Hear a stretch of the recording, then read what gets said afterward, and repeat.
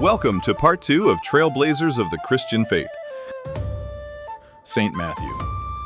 Originally a tax collector and a largely shunned man for that reason, Jesus nonetheless chose to dine with him, earning the wrath of Jewish society in the process. When he became a disciple, he ceased to be called Levi and became known as Matthew, author of what is believed to be the earliest of the Synoptic Gospels and the first book leading off the New Testament. The Gospel according to Matthew is noted for highlighting Jesus as the promised Messiah, his bloodline to King David, and emphasizing the fact that Jesus' coming is in fulfillment of the Old Testament prophecy.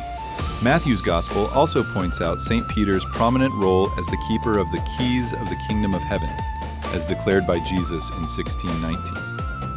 The schooling of the disciples and the high and low points of their relationship with Jesus is also given a wide account. Many consider the Gospel according to Matthew to be the most complete and structured portrayal of Jesus' life and teachings. St. Mark, author of the second Gospel in the New Testament. The Gospel is also the earliest and shortest of the four Gospels. He is closely associated with St. Paul and St. Barnabas, whom he accompanied on missionary journeys. St. Mark's Gospel has been called a Gospel of action because it records 18 miracles, just like the Gospel of Matthew, but only 4 parables. In contrast, Matthew's Gospel records 18 parables and Luke's Gospel 19. St. Luke, a companion of St. Paul, he was a Gentile and a physician from Antioch.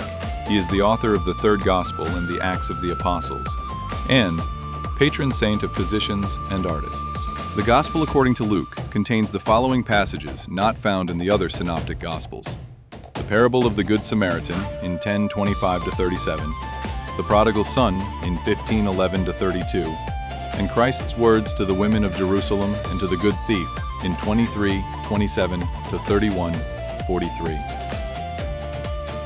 The Gospel also highlights the impact of women, as in the story of Elizabeth, related in 1:5-66, and the widow of Nain in 7:11-17.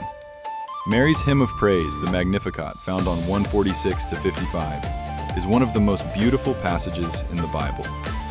Other passages that have become an integral part of liturgy include the Benedictus, found on 168-79, and the Nunc Dimittis on 229-32. St. John. According to tradition, the Gospel according to John, the fourth book of the New Testament, was possibly written in the ancient Greek city of Ephesus. Unlike the Synoptic Gospels, which cover common ground and share a similar perspective, this Gospel is markedly different in subject matter, style, and language.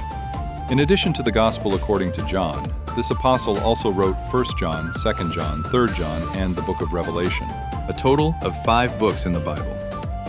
Many believe St. John to be the beloved disciple referred to in the fourth Gospel, James the Greater. James and his brother John were the sons of Zebedee and Salome. The two brothers were called Boanerges, Greek for sons of thunder for their zeal, by Jesus. James, along with St. Peter and St. John, shared the honor of being eyewitnesses at the Transfiguration, as related in Matthew 17:1, and also to Jesus' anguish at the Garden of Gethsemane, as related in Mark 14:32-33. He is the first of the 12 apostles to be martyred, as related in Acts 12:1-2. The history of Martyrs records that his mortal remains were taken to the city of Santiago de Compostela, Spain, hence the reason why he is greatly revered in that country. Saint Philip. It is Philip who Jesus chooses to test when he asks him how they are to feed the multitude of people who had followed and had come to hear him teach. For, as pointed out in John 6:5-6 and 8-9, Jesus already knew what he was going to do, and that is, perform the famous miracle of turning the meager 5 barley loaves and 2 fish into a feast, so much so that there is an excess of food for the 5,000 people. Like almost all of the other disciples, Philip came from Galilee in northern Israel, and, like most of them, is said to have undergone a martyr's death in Hierapolis, Turkey. St. Bartholomew. Many biblical scholars believe him to be Nathanael, who also came from Galilee as related in John 1:45-51. He may have preached as far as India or Arabia. Tradition says that he died a martyr's death by being flayed alive in Albanopolis, Armenia, or in India. St. Thomas, doubting Thomas, wanted proof that Jesus had risen from the dead, as related in John 20:24-25. Once he did see and touch the wounds, though, he exclaimed what many believe to be the greatest declaration of faith in the New Testament: "My Lord and my God." For it made him the first to explicitly acknowledge Jesus' divinity. St. James, the Lesser. Not much is known about this apostle, only that he is a son of Alphaeus. According to the New Testament as related in Acts 12:17, 15:13, he was a leader of the early church in Jerusalem. Tradition sometimes identifies him as Saint James the Lesser, Saint Thaddeus. He is also known as Saint Jude. He is included in the list of disciples mentioned in both Mark 3:16-19 and Matthew 10:2-4. According to tradition, the city of Edessa, modern-day Turkey, converted to Christianity after he healed its king. Saint Simon. He appears only in the biblical lists of Jesus' disciples. Luke calls him the Zealot, and Matthew and Mark both call him the Canaanian, Aramaic for zealot.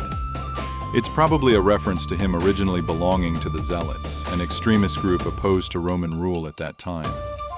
He is said to have gone to spread the gospel in Persia, where he was martyred. Saint Matthias. He was chosen by the apostles to replace Judas Iscariot. According to one tradition, he preached in Ethiopia. Saint Mary Magdalene came from the town of Magdala, near Capernaum. After Jesus cast evil spirits from her, as related in Mark 16:9 and Luke 8:2, she became his loyal and devoted follower, and went with him on preaching missions throughout Galilee, as related in Luke 8:2-3. She is also mentioned at crucial points in Jesus' life, at the crucifixion in Mark 15:40, at the tomb to anoint Jesus' body in Mark 16:1 and Luke 23:55-24:11. She is also the first to break the news to the other disciples of the empty tomb in Luke 24:10. And perhaps most noteworthy of all, she had the privilege of being the first person to see Jesus after his resurrection. Thank you for watching. We hope you enjoyed this production of Apostles and Disciples, Trailblazers of the Christian Faith, Parts 1 and 2.